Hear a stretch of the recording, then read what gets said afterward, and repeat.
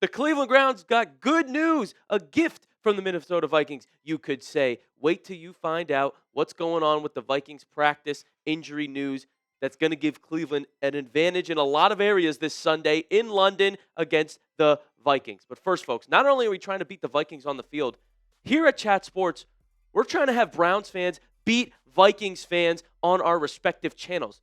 I've been challenged to a Week 5 sub battle from the Vikings Now host. His name's Patrick Seatman. You may have seen him do an interview with me on this channel. They've gotten 714 new subs this week. Browns Report's got 677 new subs. We are so close. Browns fans, show the bosses at Chat Sports that we do it best. We're the best fan base in the league. Hit that subscribe button. It's free. It'll help us beat Vikings fans off the field and then beat the Vikings on the field. So here's a major update. Injury news for the Minnesota Vikings. Andrew Van Ginkel has a neck injury. Not only is he not practicing, but his has an IR stint that's still possible, and a Week 5 return is unlikely. Because of that neck, there's no way we see Van Ginkel out there for the Vikings, and that is a huge blow to their run defense. Now, Brian Flores does a great job. The Vikings defense has looked great all year, but the rush defense has taken major hits without Van Ginkel. He's a huge part. He's a leader in that defensive line, and they're going to suffer against our rookie. Look at the difference when Van Ginkel's on the field for the Vikings rush defense versus off the field. They're literally best in the league with him without AVG, second worst in the NFL. Can you believe that? Major difference. I'm not exaggerating about it. That's their success rate with and without Van Ginkel on the field. Let's look at how the Vikings run defense has fared against teams this year. At the Bears, they gave up 119 yards and a touchdown, nearly 5 yards a carry. Against the Falcons, 218 yards. Atlanta ran all over the Vikings and got a touchdown in. The Bengals, this is their best performance of the year. 53 yards, not much. They completely destroyed the Bengals offense. Jake Browning looked terrible. And then at Pittsburgh, also early in the morning, they gave up 2 rushing touchdowns and 131 yards. It's clear that this is an area the Browns can actually exploit. It's something people aren't really talking about. They just assume every part of the Vikings defense is good. But the run defense has struggled. And without Van Ginkel, they're going to struggle even more, especially against a guy like Quinshon Judkins, who has been balling for your Cleveland Browns. We have hyped him up in the offseason. We were excited about the draft pick. And now Quinshon is proving us right. He's got 2 rushing touchdowns for the Cleveland Browns, 237 yards in his 3 games, nearly 5 yards a carry, exceptional metrics there, and he's averaging 79 yards per game. He runs hard. He runs angry. He is hard to tackle, folks. I told you that was going to be the case, but he also has burst to go with his strength. Watching Quinshon Judkins has been amazing. We've got a star running back in the future for the Cleveland Browns. What's really weird about this, though, is the Browns are ranked last in rush play percentage. That means of every team in the NFL, Cleveland calls a run play least often. It's weird because with Flacco, maybe you should have noticed that the pass game's not working. With Gabriel, we don't know what it's going to be like. I think it'll be a little bit better. But my plan would be to feed Quinshon Judkins in this game. Get the run game going. Establish that you have a strong runner who's averaging 4.8 yards per carry. Statistically, you could give it to him every single time and it'd be a first down. That's not actually how that metric works. But it's impressive that that's his average. Feed Judkins. I love what I'm seeing from him. And then they'll bring in Sampson or Ford rarely on some third down snaps or late 2-minute drills in the first half, whatever it may be. But you've got a workhorse running back who's good to play, who's now fully up to speed and has been practicing. Feed Judkins against a run defense in Minnesota that's banged up and has lacked success, contrary to what you might think. Predict Quinshon Judkins' stat line in the comments for me, folks. What do you think he's going to end up with? How will the Browns use him? Comment down below. I think he goes for 100 yards, honestly. If their game plan is to feed Judkins, which I think it should be, let Gabriel do some short throws, do enough to get us down the field, and Judkins can do the rest. Also, hopefully we see Cam Robinson start at tackle for the Browns now that they went out, traded for him from the Texans, make that O-line look a little bit better. But despite the O-line's failures, Judkins has been running hard. and their run blocking has been pretty good. The Vikings injury report today, also a scare for Vikings fans, and it's something that the Cleveland Browns will be able to take advantage of. Look how many players did not practice on Thursday. Starters on the offensive line, backup offensive linemen, Andrew Van Ginkel, as I told you, J.J. McCarthy, who will not play. We're going to see Carson Wentz on Sunday, which also will likely benefit the Cleveland Browns. But the key here is that 5 offensive linemen didn't practice for the Vikings. 5. 2 days in a row.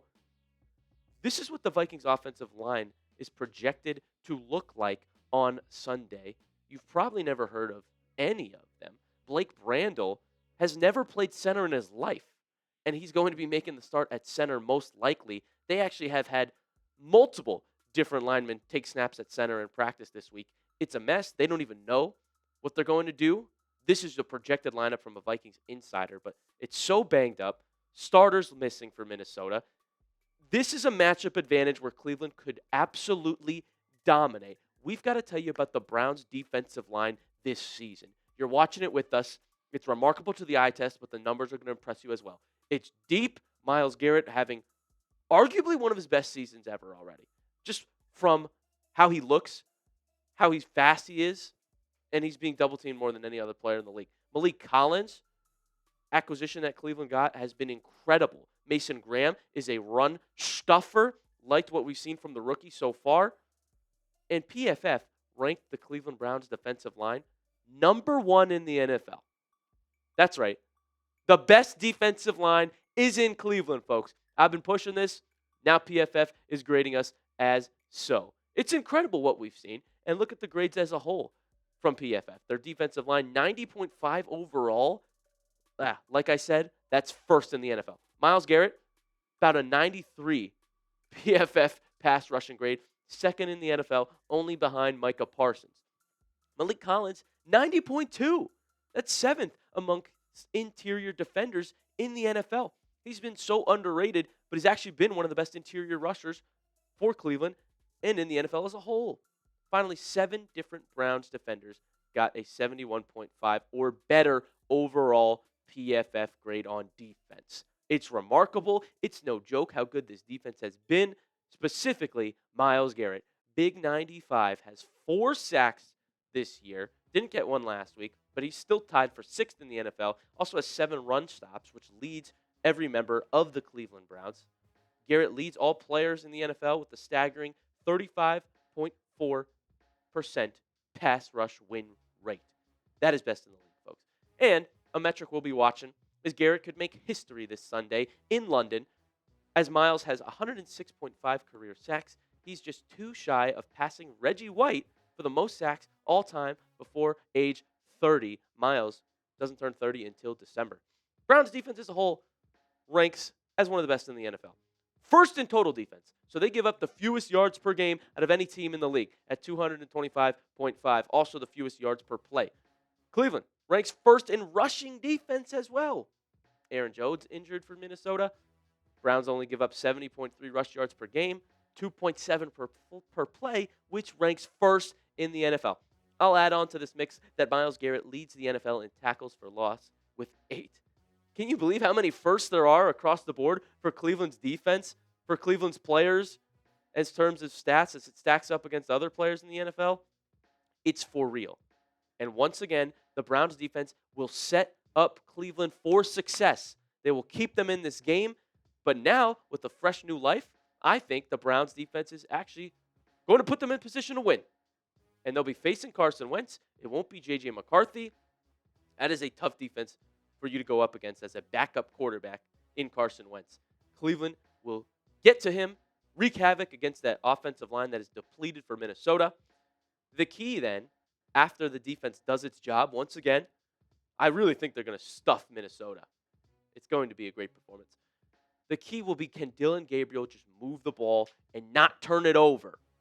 We have beaten ourselves in recent weeks. Our offense, 8 turnovers for Joe Flacco. The key is, can Gabriel just play it safe, move the ball, don't need to do anything crazy, don't force it, don't turn the ball over, win the turnover battle. And I think it'll be smoother under Dillon Gabriel. I don't think it's going to be as messy, as sloppy as we were seeing the past 4 weeks. In fact, the only way that the Vikings beat us, in my opinion, is if they force turnovers. That's it. If we literally give them field position, which is why we lost. Why did we get blown out against the Ravens and the Lions? Multiple turnovers that set them up. It's a great offense, both of them. And our defense hung in there until we gifted them good field position. That's the only way we lose to Minnesota, is doing the same old story, turning the ball over. I don't want to see that from Dylan. Just play it safe, move it downfield, go through your reads, safe throws, check downs, whatever you need to do to keep us going, do it, and feed Quinshon Judkins. He can take us down the field himself. That's the only way I see us losing. Who do you got in this one? Type Min if you've got the Minnesota Vikings, but don't really type them. Type CLE. Type CLE for the Cleveland Browns to beat Minnesota in London, folks. I really think this is one we can get done. We've got lots of more insight on this game for you guys and the key for Dylan Gabriel to have success. But first, I'm excited to tell you that this episode is brought to you by PrizePicks. You and I make decisions every day, but on PrizePicks, being right can get you paid. Don't miss any of the excitement this season on PrizePicks, where it's good to be right. Honestly, I'm just so hyped that Cleveland Browns football is back on Sundays. All is right with the world, and I'm big into daily fantasy with PrizePicks. I'm obsessed with it because it makes all the games more entertaining, and before the Browns play, I lock in on all my players in my lineup and their player projections. PrizePicks is simple to play.